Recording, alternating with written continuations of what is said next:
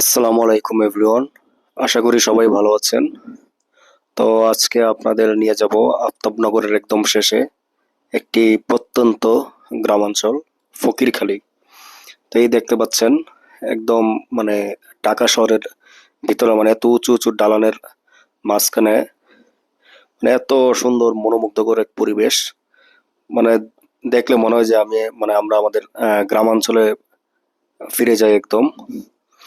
মাঝখানে রাস্তা, দুই পাশে পানি, আবার কিছু কিছু জায়গায় ধান ক্ষেত। এই ফকিরখালী যেতে হলে আপনাকে প্রথমে আফতাবনগর আসতে হবে। আফতাবনগরে এসে আপনার মানে যে কোনো জায়গা থেকে একটা রিক্সাওয়ালাকে বলতে হবে চায়না প্রজেক্ট যাব। তো চায়না প্রজেক্ট আসলে তারপরও সেখান থেকে আরেকটি রিক্সা নিতে হবে।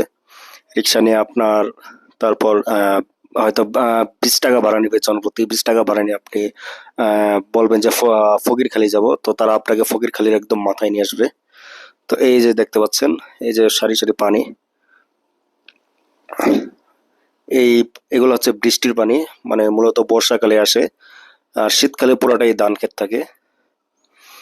আর এখন যে জায়গায় আছি এখানে এই এই জায়গাটার আশে আশে বেশি দূর না, পাশে আছে আপনার সোনারগাঁ ইউনিভার্সিটির স্থায়ী ক্যাম্পাস।